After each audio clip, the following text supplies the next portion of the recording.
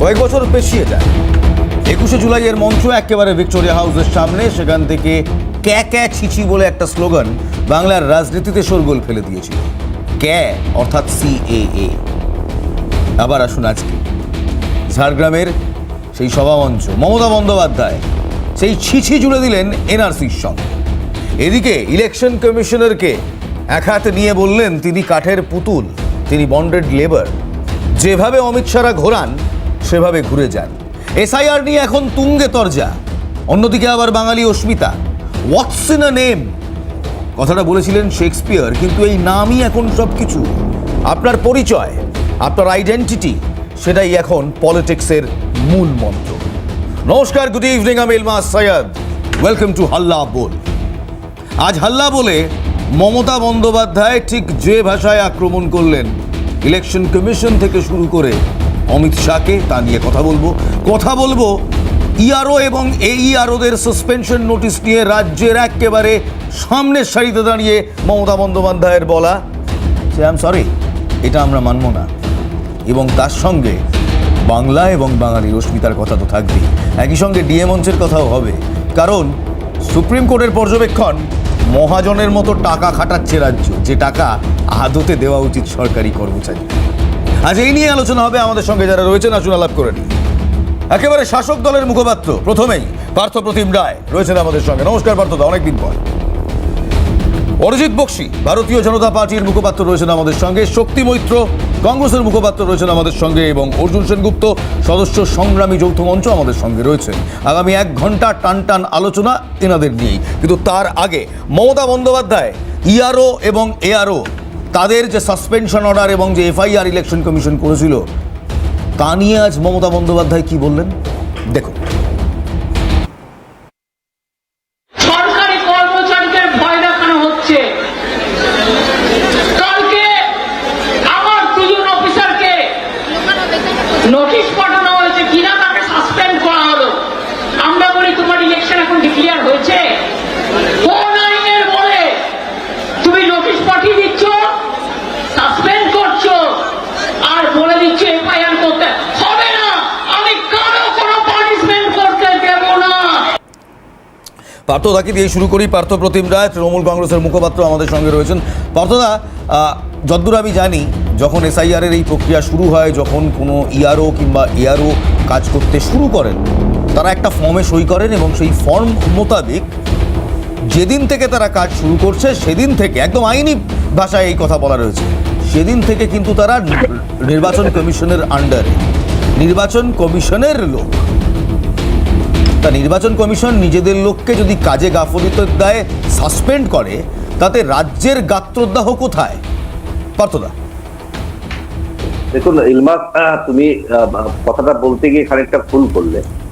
কাজে নিশ্চিতভাবে তারা কাজ করছে ইলেকশন কমিশনের, কিন্তু ইলেকশন কমিশন তাদেরকে এভাবে যদি তাদেরই লোক হয় তাহলে তারা তো ডিরেক্ট তাকে সাসপেন্ড করে দিতে পারে। তাহলে রাজ্য সরকার চিফ সেক্রেটারিকে চিঠি লেখার প্রয়োজন হচ্ছে তাকে সাসপেন্ড করুন।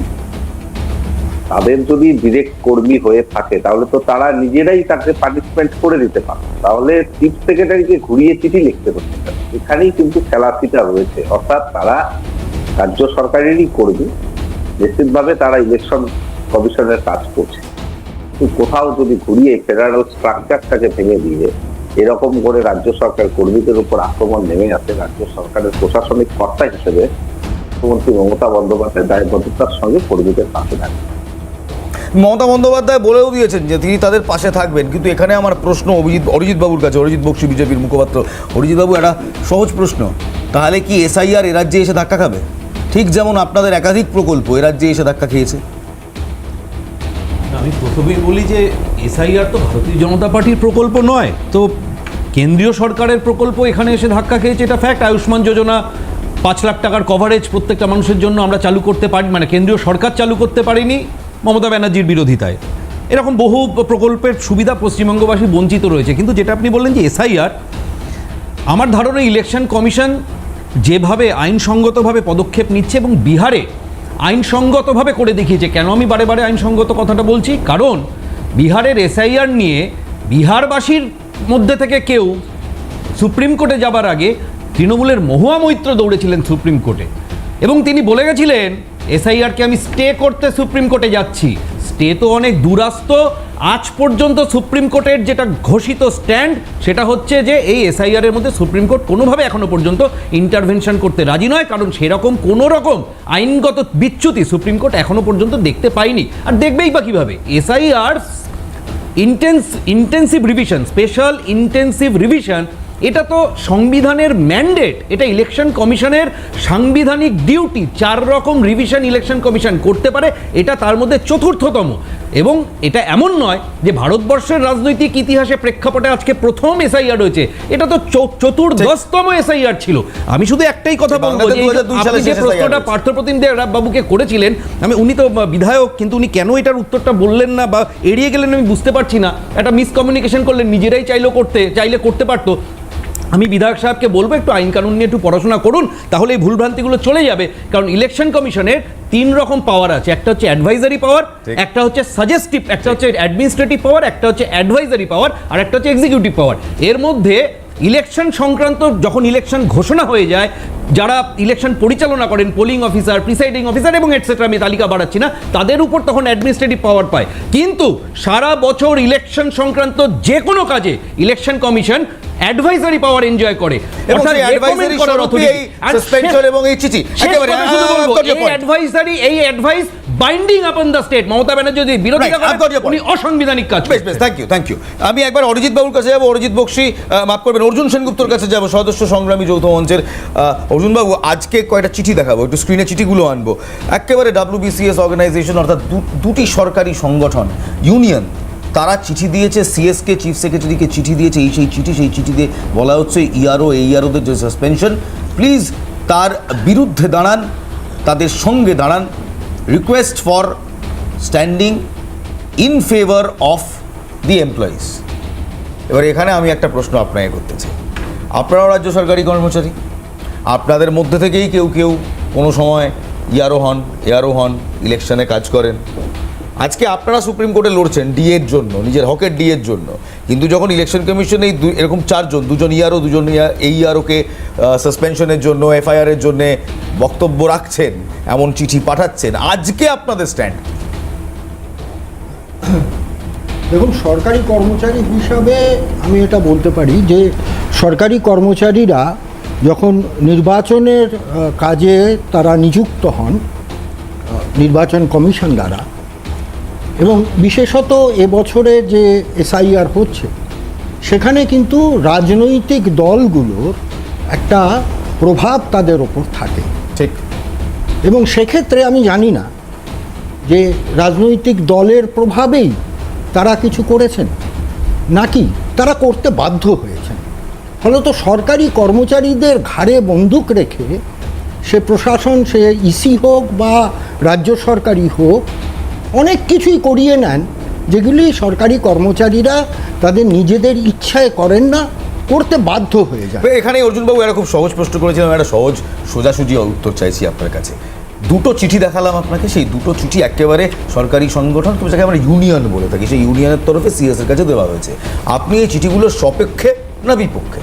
আপনাদেরই মতো রাজ্য সরকারি কর্মীরা, আপনারা ডিএ নিয়ে আন্দোলন করছেন, তারা এই সাসপেনশন এফআইআর এর বিরুদ্ধে গিয়ে আজ চিঠি দিচ্ছেন, আপনারা তাদের সঙ্গে না বিপক্ষে? দেখুন, চিঠিগুলো যতক্ষণ অবধি আমরা না ফিজিক্যালি না দেখছি, আমি আপনাকে দিয়ে দিচ্ছি, দেখে বলবেন। দেখুন, এই বিষয়টা আমরা সংগ্রামী যৌথ মঞ্চ থেকে, আমি তো নিজের থেকে বলতে পারি না। সংগ্রামী যৌথ মঞ্চ এ নিয়ে আলোচনার পর যদি আপনি জিজ্ঞেস করতেন, অবশ্যই আমি। নিজের বেলায় আটিসাটি, অন্যের বেলায় দাঁত কপাটি, অনেকটা এরকম হয়ে গেল নাকি? না, একদমই নয়। কারণ আমি তো এখানে ব্যক্তি অর্জুন সেনগুপ্ত হিসাবে আসিনি, আমি সংগ্রামী যৌথ মঞ্চের প্রতিনিধি হিসাবে এসেছি। ফলত সংগ্রামী যৌথ মঞ্চে আলোচিত না হওয়া কোনো বিষয় নিয়ে আমি আপনাদের চ্যানেলে কোনো মন্তব্য। বেশ, fair enough, I respect that, fair enough. Mamata Bandyopadhyay কিন্তু আজকে ইলেকশন কমিশনারকে পর্যন্ত ছাড়েননি, রাদার ইলেকশন কমিশনারকে কাঠের পুতুল এবং বন্ডেড লেবার বলে সম্বোধন করেছেন। কি বললেন Mamata Bandyopadhyay? Ladies and gentleman, take a very hard look. 2 মাসের জন্য ইলেকশনে আপনারা আসেন, আবার উড়ে চলে যান বসন্তের কোকিলের মতো। এখন ইলেকশনের অনেক দেরি আছে, 8-9 মাস দেরি আছে। এখন থেকে সাসপেন্ড করতে শুরু করেছেন হরিদাস সব কীতদাস সব বিজেপির বন্ডেড লেবারেরা, বিজেপির বন্ডেড লেবার। অমিত স্যার হাতের পুতুল, কলের পুতুল, যেদিকে নাচাবে তেমনি না, যেদিকে নাচাবে তেমনি না। শক্তিদা, আজকে আপনাদের স্ট্যান্ড পয়েন্টটা জানার খুব ইচ্ছে। হ্যাঁ, আজকে ইন্ডিয়া জোট তারা একসঙ্গে no to NRC, no to SIR এই মর্মে ক্যাম্পেইন করেছে। এই মর্মে আজকে রীতিমতো আপনারা সংসদ ভবনের বাইরে বিক্ষোভ দেখিয়েছেন। কিন্তু আমার স্ট্যান্ড পয়েন্টটা জানার দরকার এই জায়গা থেকে। মহারাষ্ট্রের ইলেকশনের পর আপনারাই বলেছিলেন ভিন রাজ্য থেকে ভোটার ঢোকানো হয়েছে, ভোটার ঢুকিয়ে ভারতীয় জনতা পার্টি ইলেকশন কমিশনের মদতে মহারাষ্ট্র ইলেকশন রিগ করেছে। আজকে যখন ব্যাপারটা বাংলায় আসছে, যখন আপনাদের ইন্ডিয়া জোটের প্রধান শরিক দল, one of the main allies, election কমিশনারকে বন্ডেড লেবার বলছে, সেই দিন দাঁড়িয়ে শক্তি মৈত্র কংগ্রেসের কি বলবেন? দেখুন, আমাদের অ্যালায়েন্স ডেফিনেটলি অ্যালায়েন্স, কিন্তু উনি নিজের স্বার্থে যখন যেরকম প্রয়োজন সেরকম বক্তব্য রাখে। ব্যাপারটা হচ্ছে ইলেকশন কমিশন নিয়ে আমাদের একটা নোট অফ ইন্টারোগেশন আছে। যেভাবে ইলেকশন কমিশন ফর্ম হয়েছে সেটা অ্যাবসলিউট একটা ডিক্টেটরশিপের মধ্যে দিয়ে ফর্ম হয়েছে। কারণ আগের ইলেকশন কমিশন যেভাবে তৈরি হতো, এবারের ইলেকশন কমিশন কীভাবে তৈরি হয়েছে সেটা সকলের কাছে জানা আছে। এখন কথা হচ্ছে, যদি দেখা যায় যে দুজনকে সাসপেন্ড করা হয় এবং সেই চিঠিটা যদি চিফ সেক্রেটারিকে দেয়, যদি তারা কাজের মধ্যে গাফিলতি রাখে, তার মধ্যে কোনো অন্যায় নেই, তাদের সাসপেন্ড করবার। কিন্তু যদি for the vindictive attitude or for the personal purpose যদি তাদেরকে সাসপেন্ড করায়, ডেফিনেটলি তাদের বিরুদ্ধে আমাদের বলবার আছে। বলবার আছে এই কারণেই, ইলেকশন কমিশন তো আজকে গঠন হয়নি। আজকে 13 বছর ধরে ভারতীয় জনতা পার্টির সরকারের ক্ষমতায় আছে। আজকে জনগণনা প্রায় বন্ধের মুখে। সেই জায়গায় দাঁড়িয়ে হঠাৎ করে দেখা গেল বিহারে বিধানসভা নির্বাচনের আগে 62 লক্ষ এলিমিনেট হলো। তার মধ্যে তেজস্বী যাদবও আছেন, তার যদি 2টো ভোটার আই কার্ড থাকে, definitely that is a fault. কিন্তু কথা হচ্ছে, এতদিন ধরে ইলেকশন কমিশন তাহলে কী করেছিলেন? আমার প্রশ্নটা হচ্ছে, এটা একটা প্রসেস, এবং election commission absolute autonomous body, একটা অটোনমাস বডি। সেইখানে সুপ্রিম কোর্ট কি ভার্ডিক্ট দেবে, তারা শুধু কন্ডাক্ট করবে ইলেকশন, এবং সারা বছর ধরে এই প্রসেসিংটা চলে। যেমন আমাদের উত্তর 24 পরগনার অথরিটি হচ্ছে ডিএম। যখন কোনো ভোটার লিস্ট বেরোয়, লাস্ট আমরা গিয়ে ওই বারাসাতের ডিএমের হাত থেকে ভোটার লিস্টগুলো নিই। সেই কারণেই একটা প্রশ্ন যাচ্ছে যে রাতারাতি এই 30-40 লাখ 32 লাখ এই যে বাদ হয়ে যাচ্ছে, এই জায়গাটায় একই প্রশ্ন তো আপনারা করেছিলেন, একই প্রশ্ন আপনারা করেছিলেন মহারাষ্ট্র নির্বাচনের পর। আমরা করেছিলাম, শুধু নয়, আমরা প্রমাণ করে দেখিয়ে দিয়েছিলাম যে কোন জায়গায় গাফিলতিটা হয়েছে।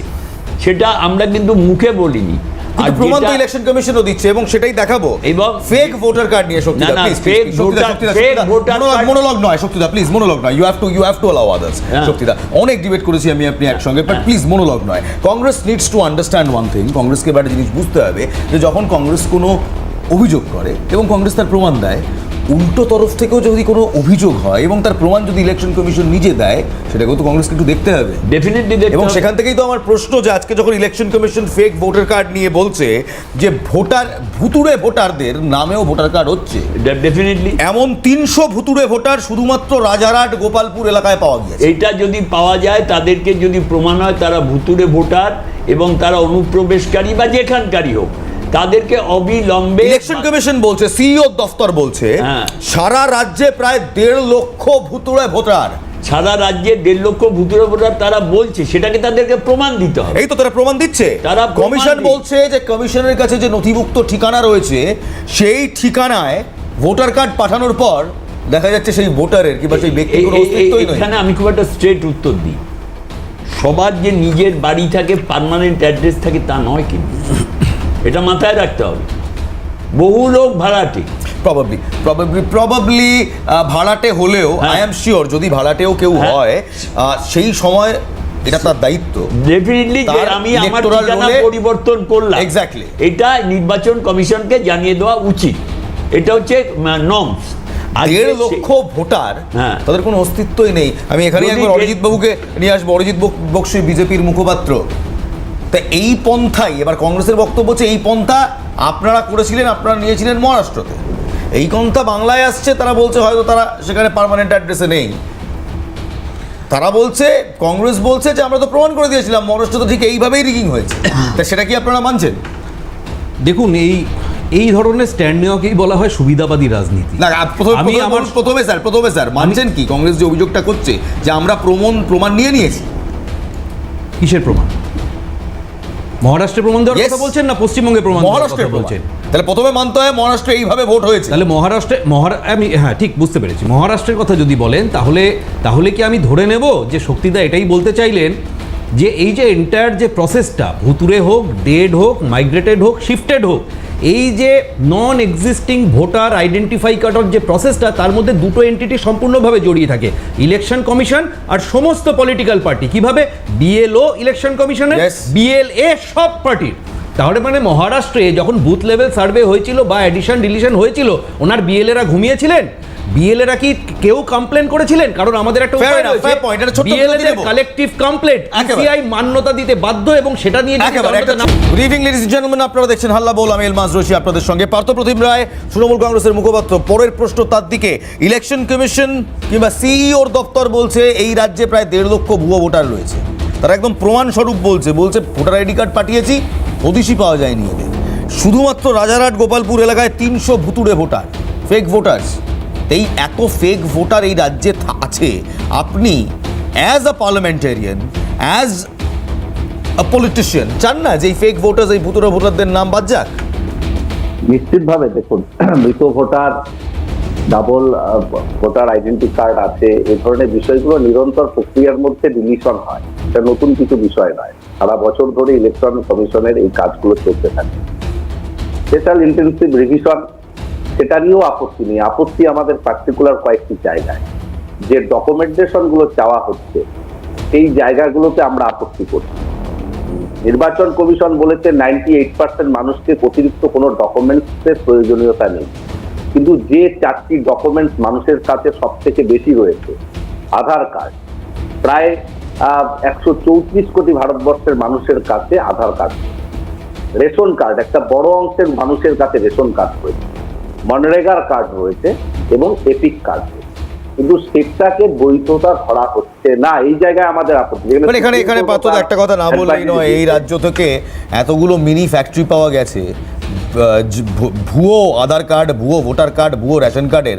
তারপর কিভাবে বলুন তো, আপনি যদি আজকে সেই চেয়ারটায় বসে থাকতেন যাকে নির্ণায়ক সিদ্ধান্ত নিতে হতো, এবং আপনার সামনে যদি এরকম একটা সিচুয়েশন হতো যেখানে পাকিস্তানের নাগরিক এসে কিংবা বাংলাদেশের নাগরিক এসে ভুয়ো ভোটার কার্ড বানিয়ে এখানে বসে রয়েছে এবং সেটা প্রমাণ পাওয়া যাচ্ছে, দিনের পর দিন প্রমাণ পাওয়া যাচ্ছে। এই যে শান্তা বলে একজন মডেল অ্যারেস্ট হলো এই তো যাদবপুর থেকে, প্রমাণ পেলাম আমরা। তারপর আপনিও যদি সেই নির্ণায়ক চেয়ারে বসে থাকতেন, আপনি কি বৈধতা দিতেন? আচ্ছা ইলবাস, তুমি একটা কথা বলো, হ্যাঁ জাল নোট হ্যাঁ উদ্ধার হচ্ছে না দেশের বিভিন্ন প্রান্ত থেকে? তুমি কি প্রত্যেক বছর বছর নোটবন্দি করে সমস্ত নোট বাতিল করছো? তাহলে জাল নোট আর যার ভোটার কার্ডের মধ্যে একটা তফাৎ আছে স্যার। নিশ্চিত ভাবে শুনুন, সমস্ত কিছুর বিষয়ের জাল হতে পারে, তার আটকানোর দায়বদ্ধতা সরকারকে, প্রশাসনকে নিতে হবে। কিন্তু তার মধ্যে যে আধার কার্ডকে তুমি এত ঢাক ঢোল পিটিয়ে, তুমি এত কিছু সিকিউরিটি দিয়ে তুমি আধার কার্ড বানিয়ে মানুষের সামনে প্লেস করলে, সেই আধার কার্ডকে তুমি আজকে বলছো তুমি সেটা বৈধ হতে পারে না, তুমি অন্যান্য যে ডকুমেন্টে সেটা বৈধ হতে পারে না, অথচ রেসিডেন্সিয়াল সার্টিফিকেট একটা বৈধ নথি, তার অবস্থা আমরা বিহারের ডোমিসাইল সার্টিফিকেট তো রয়েছে, ডোমিসাইল সার্টিফিকেট, বার্থ সার্টিফিকেট, এগুলো তো বৈধ। সেটাকে কেন অ্যাকসেপ্ট হচ্ছে? সেটা যদি অ্যাকসেপ্ট হতে পারে তাহলে হোয়াই নট আধার কার্ড? বেশ, হয়তো এই কারণেই তৃণমূল কংগ্রেসের এই মুহূর্তে এসআইআর নিয়ে বিরোধিতা। শুধু বিরোধিতা নয়, আজকে পার্লামেন্টের বাইরে দাঁড়িয়ে তৃণমূল কংগ্রেস যখন রীতিমতো সোচ্চার হলো, স্লোগানিংয়ে সোচ্চার হলো, তখনই সাগরিকা ঘোষ তৃণমূল কংগ্রেসের এমপি, তিনি বলছেন সোমবার দিন ইন্ডিয়া ব্লক, পুরো India block election commission of ইন্ডিয়ার অফিস ঘেরাও করবে। Sagarika Ghose, ladies and gentleman. আমরা এসআইআর নিয়ে সদনের ভেতরে সদনের বাইরে প্রতিবাদ করছি। যেভাবে নাগরিকদের ভোট চুরি করা হচ্ছে এই এসআইআর এর মাধ্যমে, এর বিরুদ্ধে আমরা তীব্র প্রতিবাদ জানাচ্ছি সদনের বাইরে আর সদনের ভেতরে। সোমবার দিন আমরা নির্বাচন কমিশন অবধি ভোট চুরির বিরুদ্ধে আমরা একটা মার্চ করব। ভোট চুরি বন্ধ করুন, এসআইআর কে ফেরত নিন, এটা হচ্ছে আমাদের দাবি। বাবু, অরিজিৎ বক্সী রয়েছেন আমাদের সঙ্গে। দেখুন, বারে বারে এই এসআইআরের নিয়ে আলোচনা হলেই একটা ডকুমেন্টের দিকে ভিড়িয়ে দেওয়ার একটা প্রবণতা। আমি জানি আমি অনেক বেশি সময় পাবো না, কিন্তু ছোট্ট করে একটা কথা বলতে চাই যে উনি কথাগুলো বলছিলেন কি সুন্দর অম্লান বদলে। পশ্চিমবঙ্গের লোকের নাকি রেশন কার্ড নেই, পশ্চিমবঙ্গের লোকের নাকি বার্থ সার্টিফিকেট নেই। তা আপনারা কী করছিলেন 15 বছর ধরে? পশ্চিমবঙ্গের লোককে রেশন কার্ডটাও দিতে পারেন না। রেশন কার্ড তো বৈধ নয়। দ্বিতীয় কথা হচ্ছে, না একটু আগে উনি বলছিলেন যে রেশন কার্ড নেই, ওটা উনি বলেননি। এবার আসি, আরে আপনি যেটা বলেনি সেটাকে ওটা উনি বলেন, উনি প্রশ্ন করেছিলেন যে কেন রেশন কার্ড, কেন আধার কার্ড, কেন ভোটার কার্ডকে বৈধতা দেওয়া হলো না, এখন এবং তার বিষয়টা- পরিপ্রেক্ষিতে যা প্রশ্ন করা আমি করেছি। মুভিং অন 2003 সালে মুভিং অন। হ্যাঁ, এই যে ইলেকশন কমিশন অফ ইন্ডিয়া ঘেরাও করার কথা সাগরিকা ঘোষ বলছে, ইন্ডিয়া ব্লক বলছে, এই মুহূর্তে দাঁড়িয়ে আরো চাপ সৃষ্টি হবে। বাংলায় কি তাহলে এসআইআর ধাক্কা খাবে? মমতা বন্দ্যোপাধ্যায় স্পষ্ট বলছে এখানে এসআইআরও করতে দেবো না, এনআরসিও করতে দেবো না। ইলমাস একটা পয়েন্ট শুধু বলতে চাই, হ্যাঁ, please। তারপরে অরিজিৎ বাবু বলুন একটা পয়েন্ট।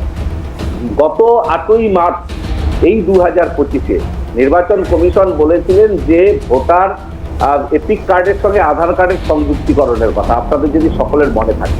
3 মাস পরে কি এমন হলো সেই আধার কার্ডকে নথি হিসেবে গ্রহণযোগ্য করা হচ্ছে না? এই জায়গাটা আমাদের Very valid point, Arijit Babu, please। কোথায় চাপ? না না, একদম valid, this a very valid question. 3 মাস 4 মাস আগে, 3 মাস 4 মাস 5 মাস আগে ইলেকশন কমিশন একটা প্রপোজাল, একটা প্রজেক্টকে, বেসিক্যালি প্রপোজাল, একটা প্রজেক্টকে মোশনে আনার চেষ্টা তখন থেকে চলছে যে ভোটার কার্ড আধার কার্ডকে যদি লিঙ্ক করা যায়। এখন বারে বারে প্রশ্নটা সে একই জায়গায় চলে আসছে যে আধার কার্ড বৈধতা পাবে কি পাবে না। আমি সেই কথাটার উত্তরটাই দিতে যাচ্ছিলাম যে 2003-2004-এ যখন ইউপিএ সরকার প্রথম আধারের কনসেপ্ট নিয়ে আসে, তখন থেকে আজ পর্যন্ত, আমি শুধু ইউপিএর কথা বলছি না, তারপরে এনডিএ গভর্নমেন্টও, প্রতিটা সরকারের সময় যে আধার কার্ড বিলি করা হয়েছে বা দেওয়া হয়েছে, তাতে একটা কথা খুব বড় বড় করে লেখা থাকে যে Aadhaar is not a proof of citizenship. Aadhaar কোনো কালেই সিটিজেনশিপ ছিল না। বাট মিস্টার বক্সী, আমার Citizenship ডিস্টিংক্টলি অনেক মনে কিছু আছে, জন্য Partha I'll get back to you, আমি ফিরছি 1 মিনিট। আমার ডিস্টিংক্টলি মনে আছে আধারের সময় একটা ড্রাইভ হয়েছিল যখন আধার কার্ড ইন্ট্রোডিউস করা হয়, যে আধার মানেই তুমি ভারতের নাগরিক। এটা হয়তো সরকার ডাইরেক্টলি বলেনি, কিন্তু এটা অনেকেই আপনার দলে ডিসপিউট করছি, এটা কোনো সরকার বলতেই পারে না। কারণ আপনি যদি আধার একটা দেখেন, ভারতবর্ষে যদি কোনো বিদেশি লোক এসে এটা সরকার বলেনি, আমিও বলছি এটা সরকার বলেনি, কিন্তু এরকম একটা ক্যাম্পেইন এসেছিল। আর আই এম শিওর শক্তিদা, পার্থদা এবং এখানে অর্জুন বাবু যিনি এখানে রয়েছেন তিনিও বলবেন না, ক্যাম্পেইন হয়েছে। এটা কোথাও একটা বোঝার ভুল হচ্ছে। বলা হয়েছিল যেটা যে আধার প্রত্যেকটা মানুষের অধিকার, প্রত্যেক ভারতবাসীর অধিকার, কিন্তু কখনো বলা হয়নি আধার বিশ্বজনীন একটা আইডেন্টিটি কার্ড। আজকে পাকিস্তান থেকে কেউ এসে 100 দিন রইল ভারতবর্ষে, সে আধার অ্যাপ্লাই করতে পেয়ে যাবে। পাকিস্তানের কেউ এসে কেন আধার অ্যাপ্লাই পারে না? না, পাকিস্তান কিংবা বাংলাদেশের কেউ এসে কেন আধার অ্যাপ্লাই? এটাই আমি আপনাকে বললাম যে আপনি যদি আধার একটা দেখেন, যে আধার অ্যাক্টের প্রভিশন রয়েছে, আধার তো সিটিজেনশিপের প্রুফ নয়। সেক্ষেত্রে কেউ কোনো বিদেশি ব্যক্তি তিনি যদি 180 দিন কন্টিনিউয়াসলি ভারতবর্ষে থাকেন বৈধভাবে, ভিসা পাসপোর্ট ইত্যাদি নিয়ে, তাহলে তিনি পর্যন্ত তার আইডেন্টিফিকেশনের অথরিটি হিসাবে আধার অ্যাপ্লাই করতে পারেন। আমি একবার শক্তিদার কাছে যাব। শক্তিদা, অরিজিৎ বাবু যা বললেন আপনি সেটার সাথে সম্মত যে না এরকম কোনো ক্যাম্পেইনই করা হয়নি আধার ইন্ট্রোডাকশনের সময়, নাকি এই ক্যাম্পেইনটাও সেই আপনারা যেরকম বলেছিলেন কি 15 লাখ টাকা নাকি 10 লাখ টাকা না 20 লাখ টাকা, আমি ঠিক এখন মনে নেই, আপনাদেরই অভিযোগ ছিল? আমি আপনাকে বলি একটা কথা পরিষ্কার, যে আধার এবং ভোটার লিঙ্ক এটা একটা অ্যানাউন্স করা হলো। কি কারণে অ্যানাউন্স করা হলো? উনি বলছেন কোনো জায়গায় লেখা নেই Aadhaar card is not the identification of citizenship. এইবার আমার বক্তব্য হচ্ছে তাহলে voter I card, Aadhaar card, MNREGA, ration card, তাহলে যে যে ডকুমেন্টসগুলো আছে সেইগুলোতে কোনটা সিটিজেনশিপে বলবে যে yes it is the correct document, সেইটা আমাকে বলতে দিন। আমি জানি 12টা দিয়েছে, আমি খুব ভালো জানি। আমি একটা কথা বলতে চাই যে ড্রাইভটা, যে কথাটা আপনি বলেছেন, তখন একটা যে কোনো ক্যাম্পেইন হয়েছিল, কে করলো জানি না, না একটা প্রচার হয়েছিল যে আধার এবং ভোটার এটা সিটিজেনশিপের একটা ডকুমেন্ট। আজকে হঠাৎ বলছে ইট is not the Real documents of citizenship. এবং কারা বলছে? ইলেকশন কমিশন বলছে, এসআইআর বলছে। আমার বক্তব্য হচ্ছে একটা, দিনের পর দিন যদি নিয়ম পাল্টানো হয় এবং সেখানে যদি কোনো নোট অফ ইন্টারোগেশন থাকে, you have got every rights as a citizen of India যে আপনি প্রশ্ন করতেই পারেন। এবং সেটা যদি নির্বাচন কমিশনের কাছে, নির্বাচন কমিশন সবসময় যে সঠিক তো সেই পদক্ষেপ প্রশ্ন করার নয়, জন্যই সোমবার তার আপনারা ভোট- মার্চ করছেন হ্যাঁ। ইসিআই অফিসে। কালকেটা নিউজ, আমি এলমাজ রয়েছি আপনাদের সঙ্গে। অমিত শাহকে নিয়ে আজকে মমতা বন্দ্যোপাধ্যায় কিন্তু ছেড়ে কথা বলেননি। কোথাও এই এসআইআর এর পেছনে যে অমিত শাহ রাত রয়েছে কিংবা ঘুরপথে এনআরসি করার চেষ্টা হচ্ছে, অমিত শাহরই প্ল্যান, এটা মমতা বন্দ্যোপাধ্যায়ের কাছে একেবারে ক্লিয়ার, বদ্ধপরিকর। আজ ঝাড়গ্রাম থেকে অমিত শাহকে যে ভাষায় আক্রমণ করলেন মুখ্যমন্ত্রী Mamata Bandyopadhyay, ladies and gentleman, take hard look.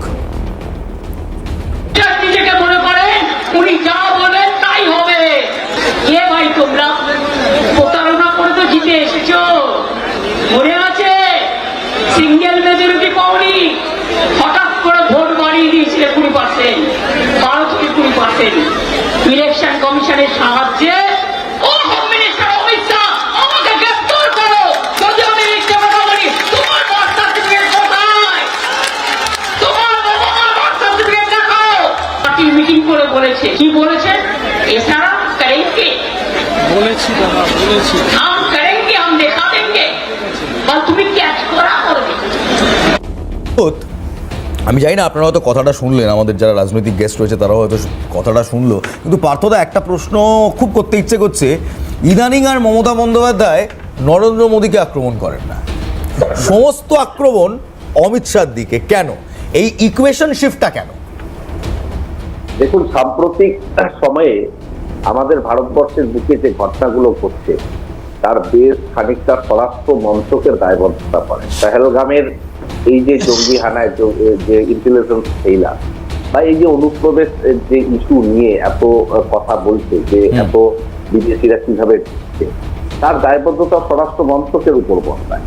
এবং আজকে বলা হচ্ছে যে পাসপোর্ট ভিসা নিয়ে মানুষ ঢুকছে, তারপরে এখানে আধার কার্ড, ভোটার কার্ড তারা করছে, যদি করেও থাকে তাদের প্রতি কেন সার্ভিলেন্স থাকছে না? বিদেশিরা যারা আসছে তাদের প্রতি সার্ভিলেন্স রাখা হচ্ছে না। এই ব্যর্থতাও কিন্তু অমিত শাহ। এবং অমিত শাহ যেভাবে ঘুরপথে এনআরসি যে নোটিশ আজকে বারে বারে অসম সরকার, অসম ফরেনার্স ট্রাইব্যুনাল আমাদের পশ্চিমবঙ্গের বাসিন্দাদের পাঠাচ্ছে, এই যে সমস্ত সবগুলো কিন্তু স্বরাষ্ট্র মন্ত্রকের আওতাধীন। তো স্বাভাবিকভাবে অমিত শাহ যে ক্রোনোলজির কথা একসময় বলেছিল, এই ক্রোনোলজিতে কিন্তু ধাপে ধাপে এগিয়ে একটা পরিবেশ তৈরি করবার চেষ্টা করতে ভারতবর্ষের নাগরিকদের শুধু নথির লাইনে দাঁড়ায়। ওকে, ফেয়ার পয়েন্ট। কিন্তু আমি এখানে শক্তিদার কাছে আসবো। শক্তিদা, কোথাও আমি যদি লাস্ট 3-4 মাসের রাজনীতি দেখি কিংবা রাজনৈতিক বক্তব্য দেখি, Rahul Gandhi has chosen his opponent Narendra Modi and Mamata Banerjee has chosen her opponent Amit Shah. এটা কি একটা ক্যালকুলেটেড স্ট্র্যাটেজি ইন্ডিয়া ব্লকের? না, ক্যালকুলেটিভ স্ট্র্যাটেজি নয় ইন্ডিয়া ব্লকের। আমি বলি, রাহুল গান্ধী পার্লামেন্টে আপার হাউসে, লোয়ার হাউসে কখনো খার্গে, কখনো কেসি বেণুগোপাল, কখনো সোনিয়া গান্ধী, কখনো প্রিয়াঙ্কা গান্ধী, যে প্রশ্ন করা দরকার মোদিকে করছেন, অমিত শাহকে করছেন, জয়শঙ্করকে করছেন। এটা কোনো স্ট্র্যাটেজির ব্যাপার নয়। আর যেটা মানে আপনি বললেন যে কি কারণে মমতা বন্দ্যোপাধ্যায় অমিত শাহকে বেছে নিয়েছেন, অমিত শাহ ভারতবর্ষের স্বরাষ্ট্রমন্ত্রী। তা আজকে অনুপ্রবেশ হলে সেটা কার ডিপার্টমেন্টে পড়ে? নিশ্চয়ই তার দায়, বিএসএফ তার under এবং আছে। বিএসএফ এর দায়। আজকে যে পেহেলগাঁও যে মানে পর্যটকদের মারা হলো, দায়িত্ব কে নেবে? সেই দিন মোদি এলেন, এসে চলে গেলেন বিহারে ভোটের প্রচারে। তাহলে সেই প্রচারের কথা রাহুল গান্ধী যদি বলেন যে তিনি শহীদদের উদ্দেশ্যে কোনো রকম স্মৃতি না করে চলে গেলেন একদম স্ট্রেট বিহারে ইলেকশন প্রচারে। আজকে কথাটা হচ্ছে এই জায়গায়, it is not a strategy. আজকে প্রধানমন্ত্রী যে থাকবে XYZ এবং opponent leader, federal set up of ডেমোক্রেসিতে প্রধানমন্ত্রীর যেমন অধিকার আছে, তেমনি opposition leader has got every right. না, he has got every right. কিন্তু এখানে আমি একবার অর্জুনবাবুর কাছে আসবো। অর্জুনবাবু, সংগ্রামী যৌথ মঞ্চের আপনি সদস্য, নিশ্চয়ই আমরা ডিএ নিয়েও কথা বলবো, কিন্তু তার সঙ্গে আরেকটা জিনিস, আপনি তো এই দেশের একজন নাগরিক, একজন বাঙালি, পশ্চিমবঙ্গের বাঙালি। বারবার যে ন্যারেটিভটা সামনে আসছে যে বাঙালিদের ওপর অত্যাচার হচ্ছে, কিংবা বাংলায় কথা বললেই কেউ বাংলাদেশি হয়ে যাচ্ছে, এটা আপনি কিভাবে দেখেন? দেখুন, এটা আমি খুব স্বাভাবিকভাবেই আমার ব্যক্তিগত মতটা আপনাকে বলতে পারি। সেটা হলো যে যদি একটু লক্ষ্য করে দেখেন, আক্রমণ কিন্তু বাঙালিদের ওপর হচ্ছে এটা বললে সত্যের একটু অপলাপ ঘটে। আক্রমণ ঘটছে প্রধানত বাংলা থেকে যাওয়া যে পরিযায়ী শ্রমিক, ঠিক। যে গরিব মানুষগুলো যাদের সত্যি সেই আর্থিক জোর বা সামাজিক জোর নেই এই আক্রমণকে প্রতিহত করার, আক্রান্ত তারা হচ্ছে। আক্রান্ত হচ্ছে বাঙালি শ্রমিক বা শ্রমজীবী মানুষ, একেবারে শ্রমজীবী মানুষ, বাংলাভাষী শ্রমজীবী মানুষ। তাহলে অরিজিৎ বাবু, এবার এখানে আপনি একটা প্রশ্ন আমার না করলেই নয়, একেবারে আপনাকেই করব। দেখুন, একদম নিউট্রাল একটা পার্সপেক্টিভ নিলাম, যার সত্যি এই মুহূর্তে দাঁড়িয়ে হয়তো আপনাদের দিকেই ঝোঁকার প্রবণতা বেশি থাকবে, কারণ তারা কিন্তু এই মুহূর্তে রাজ্যের বিরুদ্ধে লড়ছে ডিএ নিয়ে। তারা পর্যন্ত বলছে, সংগ্রামী যৌথ মঞ্চের অর্জুনবাবু তিনি পর্যন্ত বলছেন যে খেটে খাওয়া মেহনতি মানুষ যারা বাংলার বাইরে কাজ করতে যাচ্ছে তারা আক্রান্ত হচ্ছে, বাংলা ভাষায় কথা বলছে বলে আক্রান্ত হচ্ছে। এবং সত্যি তো দিল্লি পুলিশের সেই চিঠি, যে চিঠিতে লেখা আছে বাংলাদেশি ল্যাঙ্গুয়েজ, আপনিও তো একজন বাঙালি, আচ্ছা বাংলাটা কি বাংলাদেশি ল্যাঙ্গুয়েজ? আমি আর আপনি কি এই মুহূর্তে বাংলাদেশি ভাষায় কথা বলছি?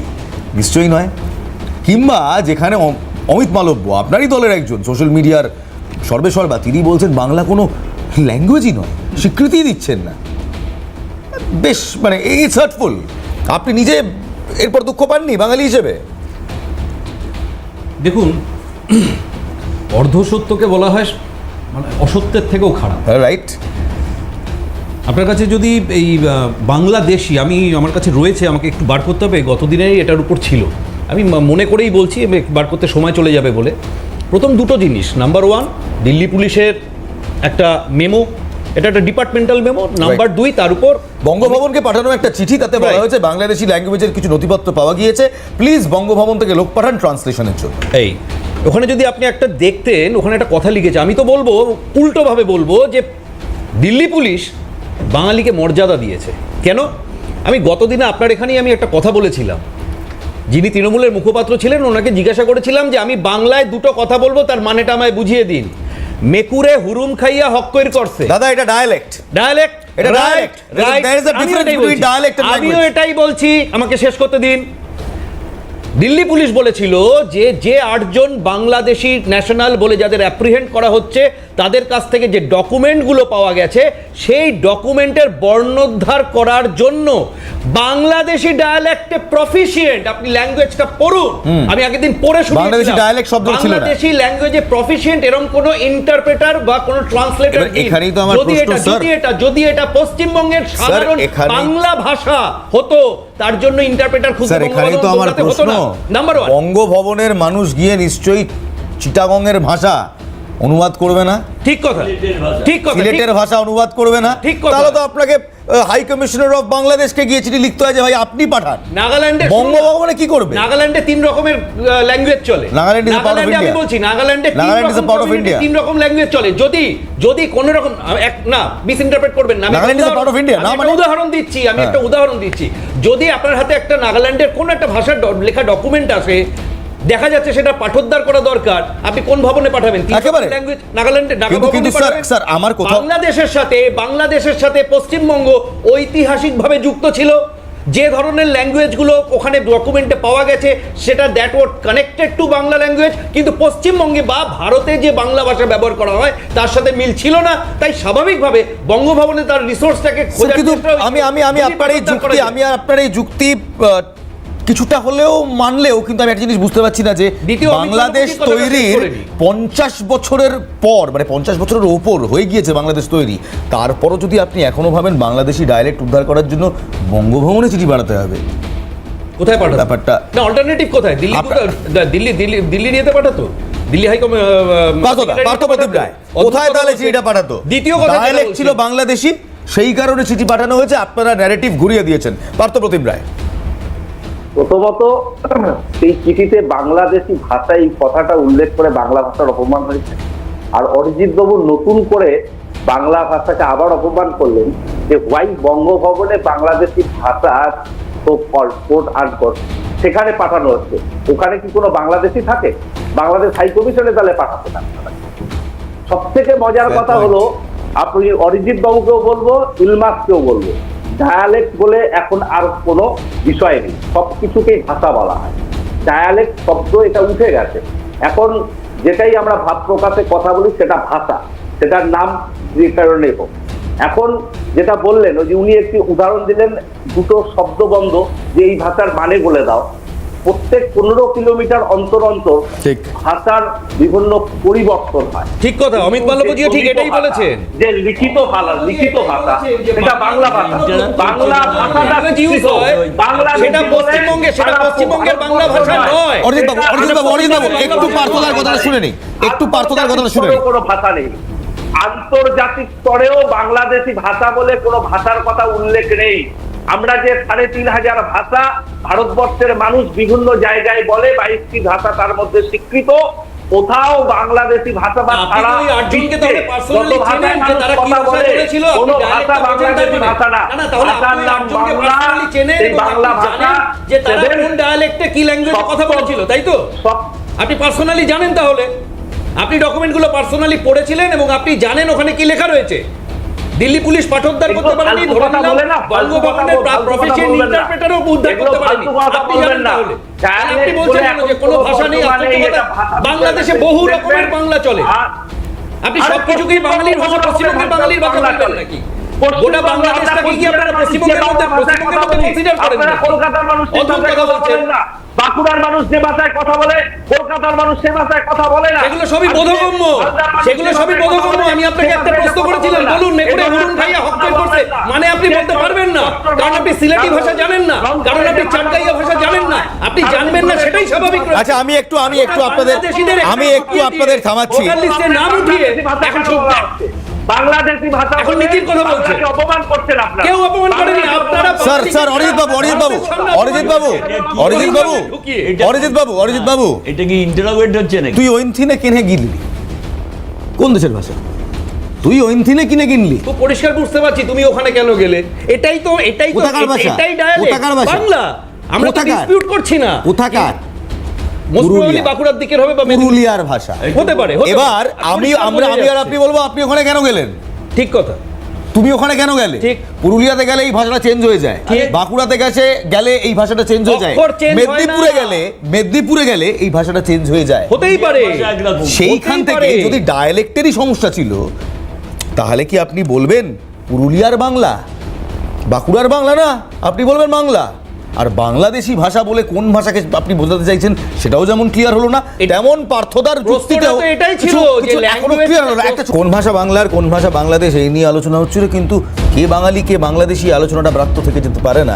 সেই জন্যই তো আজকে দক্ষিণ দিনাজপুরের একটি ঘটনার ছবি দেখাবো, যেখানে দক্ষিণ দিনাজপুরের একজন পরিযায়ী শ্রমিক, তিনি গিয়েছিলেন বম্বেতে কাজ করতে, এবং বিশ্বাস করুন 3 মাস তিনি হিন্দিটা ঠিকঠাক বলতে পারতেন না, সেই কারণে বাংলা বলতেন, সেই কারণে বৈধ নথি দেখাবার পরও 3 মাস জেলে বন্দি ছিলেন। ভাবুন, 3 মাস জেলে বন্দি, কারণ তিনি হিন্দি বলতে পারতেন না, তাই তাকে বাংলাদেশি সন্দেহ করা হয়েছে। অরিজিৎ বাবু, খুব সংক্ষেপে, এটাও তো হচ্ছে, এই ঘটনা তো ঘটেছে। বম্বেতে দক্ষিণ দিনাজপুরের একজন পরিযায়ী শ্রমিক হিন্দিটা ঠিকভাবে বলতে পারেননি, আধার কার্ড দেখিয়েছিলেন, কিন্তু যেহেতু বাংলা বলছিলেন হিন্দিটা ঠিকভাবে বলতে পারেননি, বাংলাদেশি বলে তাকে জেলবন্দি করা হয়েছে। হরিয়ানাতেও তো এমন ঘটনা ঘটেছে। আজকে যদি বাংলায় যান, মালদায় যান, কিংবা মুর্শিদাবাদের দিকে যান, সেখানকার ডায়ালেক্টের সাথে ওপার বাংলার ডায়ালেক্টের মিল আছে। ঠিক যেভাবে অসম মেঘালয়ের একেবারে বর্ডারিং রিজিয়ন্সে সিলেট কিংবা চট্টগ্রামের সঙ্গে ডায়ালেক্টের মিল আছে। এই ধরনের কোনো ঘটনা যদি ঘটে থাকে, আপনাদের চ্যানেলেই দেখলাম আমি প্রথম, যদি ঘটে থাকে অত্যন্ত নিন্দনীয়। আমি কোনো রকম পলিটিক্যাল পার্টি লাইনের ঊর্ধ্বে উঠে এর নিন্দা করব। যদি এই ঘটনা সত্যিই ঘটে থাকে, একেবারে তবে সত্যি আশা করব ঘটেছে, এই ঘটনা- আমরা মিথ্যে খবর কেন দেখাবো? না, আমি মিথ্যে বলছি না। এবং দ্বিতীয় আরেকটা ঘটনাও দেখাই, যখন এই ঘটনাটা দেখালাম আরেকটা ঘটনাও দেখাই। এইটা হয়েছে একেবারে শিলিগুড়িতে। শিলিগুড়ির এই ছবিটা দেখাবো, দেখুন, বাংলাদেশ থেকে একজন সীমান্ত টপকানোর চেষ্টা করছে। কিভাবে টপকানোর চেষ্টা করছে দেখবেন, এই দেখুন, ট্রাকের নিচে, একেবারে ফিল্মি কায়দায়, ফিল্মে এরকম দেখেছি, ট্রাকের নিচে, প্লেনের নিচে, সম্ভব কিনা জানি না, কিন্তু এইভাবে তারা সীমান্ত টপকে ঢোকার চেষ্টা করছে। আজকে আটক হয়েছে শিলিগুড়িতে ভারত বাংলাদেশ বর্ডারে। পার্থদা, এটাও তো হচ্ছে। আপনারা বলছেন এনআরসি করবো না, এসআইআর দরকার নেই, এটাও তো হচ্ছে। যারা এ ধরনের অ্যাক্টিভিটিদের সঙ্গে যুক্ত তারা তো এই ধরনের পলিসিগুলো অবলম্বন করে, তাই জন্য তো বর্ডার সিকিউরিটি গার্ড, তার জন্য তো এত ইন্টেলিজেন্ট সমস্ত কিছু চেকিং ব্যবস্থা, এভাবে অবৈধভাবে যারা প্রবেশ করে তাদের আটকানোর দায়িত্ব বিএসএফ সহ আমাদের যে বাহিনী রয়েছে তাদের, এটা তো আটকাতে হবে। এই ধরনের প্রক্রিয়া করবে বলেই তো ঠেকানোর জন্য এত আয়োজন। তাহলে তো সেই আয়োজনের প্রয়োজনীয়তা ছিল না যদি মানুষের উপর সবকিছু আমরা ভরসা করতাম যে ওপারের কেউ এপারে আসবে না, সব কিছু খোলা রাখা হবে, কেউ ঢুকবে না। তার জন্য তো এত সীমান্তে কড়াকড়ি, এত নজরদারি, যে একটা মাটি পর্যন্ত বলতে গেলেও অনেক সমস্যা। এবার অর্জুন দা, দুদিকই আছে। ধরা পড়েছে। আমরা বলি there's two sides to a coin, সেটাই দেখলাম, একটা সিক্কার দুটো সাইড।